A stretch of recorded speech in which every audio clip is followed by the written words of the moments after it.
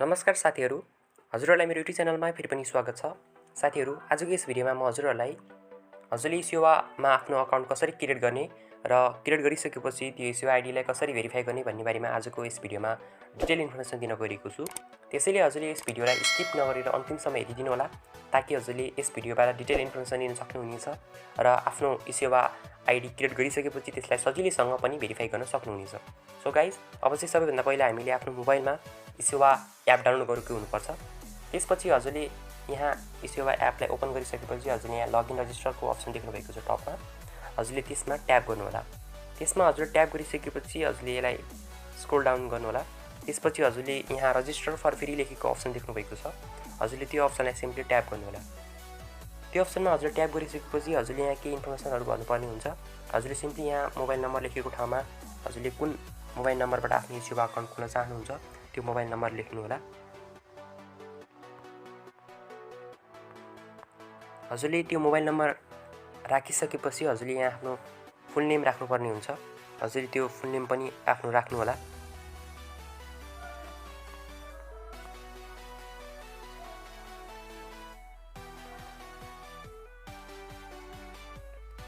फुल name हजुरले राखिसकेपछि हजुरले आफ्नो जेन्डर चुज गर्नुपर्ने हुन्छ। हजुरले आफ्नो फुल नेम राखिसकेपछि जेन्डर पनि चुज गर्नु होला।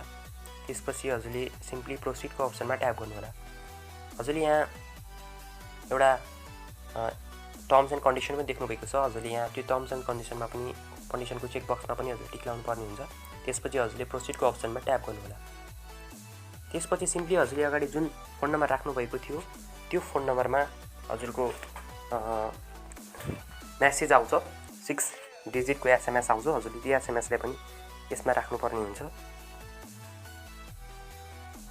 सिम्पली हजुरले त्यो एसएमएस नम्बर राखिसकेपछि हजुरले यहाँ 4वटा डिजिटको एमपिन बनाउनु पर्ने हुन्छ। हजुरले त्यो पिन बनाइसकेपछि हजुरले आफ्नो eSewaलाई ओपन गर्दाखेरि लगइन गर्दाखेरि हजुरले यो पिन राख्नुपर्ने हुन्छ र अथवा हजुरले ट्रान्ज्याक्सनहरु गर्दाखेरि पनि हजुरले यही पिन राख्नुपर्ने हुन्छ। त्यसैले हजुरले सिम्पली आफ्नो एमपिनहरु बनाउनु होला।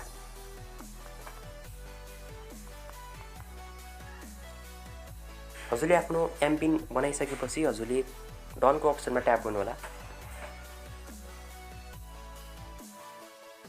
सिम्पली हजुरले डनको एप्समा ट्याप गरिसकेपछि हजुरले यहाँ बायोमेट्रिक एथेन्टिकेसन सिस्टम, बायोमेट्रिक फिंगरप्रिन्ट वाला एक्सेस पनि हजुरलाई भन्छ। हजुरले यो गर्दा पनि हुन्छ, नगर्दा पनि हुन्छ। हजुरले गर्नुभयो भने हजुरले त्यो एमपिन नराखेरै हजुरले बायोमेट्रिक आफ्नो फिंगरप्रिन्टबाट पनि यसलाई एक्सेस गर्न सक्नुहुनेछ। सिम्पली हजुरले यदि हजुरसँग फिंगरप्रिन्ट छ भने हजुरले यसलाई इनेबल फिंगरप्रिन्ट एक्सेस पनि गर्न सक्नुहुनेछ। सिम्पली हजुरले यो सबै गरिसकेपछि हजुरले डन गर्नु होला। अब सिम्पली हजुरको यहाँ eSewa आइडी त क्रिएट भइसकेको छ। हजुरले अब यहाँ 5G सम्मको कारोबार गर्न सक्नुहुनेछ। तर यदि हजुरले 5G भन्दा माथिको कारोबार गर्न चाहनुहुन्छ भने हजुरले यहाँ eSewaलाई चाहिँ भेरिफाई गर्नुपर्ने आवश्यक हुन्छ। त्यसैले हजुरले आफ्नो eSewaलाई भेरिफाई गर्नुपर्ने हुन्छ। हजुरले यहाँ भेरिफाई गर्नको लागि हजुरले यहाँ केवाइसी इन्फर्मेसन लेखेको एउटा अप्सन देख्नु भएको छ। त्यहाँदेखि तलतिर हजुरले अपडेटको अप्सन देख्नु भएको छ। त्यो अपडेटको अप्सनमा हजुरले ट्याप गर्नु होला। त्यो अप्सनमा हजुरले सिम्पली ट्याप गर्नुभयो भने हजुरको यो कन्टिन्यू लेखेको अप्सन छ। हजुरले कन्टिन्यू लेखेको अप्सनमा ट्याप गर्नु होला। त्यसपछि हजुरको सिम्पली केवाइसी फर्म भर्ने भन्छ। हजुरले केवाइसी फर्म लेखेको ठाउँमा हजुरले आफ्नो नेम, त्यसपछि मिडल नेम, लास्ट नेम यस्तै धेरै खालको अप्सनहरु आउँछन्। हजुरले ती अप्सनहरु राख्नुपर्ने हुन्छ। यदि हजुरको मिडल नेम छैन भने हजुरले नराख्दा पनि हुन्छ, त्यो अप्सनल हो। अनि हजुरले आफ्नो डेट अफ बर्थ, फादर मदरको नाम, त्यसपछि विवाह गरेको म्यारिटल स्ट्याटस विवाह गरेको छ कि छैन, हजुरले गर्नुभएको छैन भने सिंगल, गर्नुभएको छैन म्यारिड राख्नु होला। त्यसपछि हजुरको अकुपेसन हजुरले यहाँबाट चुज गर्नुपर्ने हुन्छ। यदि हजुर स्टुडेन्ट हुनुहुन्छ भने हजुरले स्टुडेन्टमा ट्याप गर्नु होला। त्यसपछि हजुरले सिम्पली यो सेभ एन्ड कन्टिन्यू अप्सनमा ट्याप गर्नु होला। त्यसपछि प्रोसिडको अप्सनमा ट्याप गर्नु होला। त्यसपछि हजुरले पर्सनल डिटेल भरिसकेपछि हजुरले यहाँ एड्रेस डिटेल पनि भर्नुपर्ने हुन्छ। हजुरले यहाँ एड्रेस डिटेलदेखि तलतिर करेन्ट एड्रेस लेखेको अप्सन देख्नु भएको छ। करेन्ट एड्रेस भनेको टेम्पोररी एड्रेस हो। भनेको हजुर अहिले भर्खरै कहाँ बसिरहनु भएको छ अनि भन्ने कुराको बारेमा हजुरले यहाँ भन्नुपर्ने हुन्छ। सिम्पली हजुरले प्रोभिन्स, यहाँ प्रोभिन्स लेखेको अप्सनमा ट्याप गरेपछि हजुरले यहाँ कुन प्रोभिन्समा बसिरहनु भएको छ तपाईँ अहिले त्यो प्रोभिन्सको नाम लेख्नुहोस्। जस्तै मेरो बागमती प्रोभिन्स हो, बागमती प्रोभिन्समा ट्याप गरेँ। त्यसपछि कुन जिल्लामा बसिरहनु भएको छ, काठमाडौँ बसिरहेको छु। त्यसपछि हजुरले यहाँ नगरपालिकाको नाम लेख्नुपर्ने हुन्छ। नगरपालिकाको नाम पनि चुज गरिसकेपछि हजुरले कुन टोल हो हजुरले टोल पनि चुज गर्नु होला।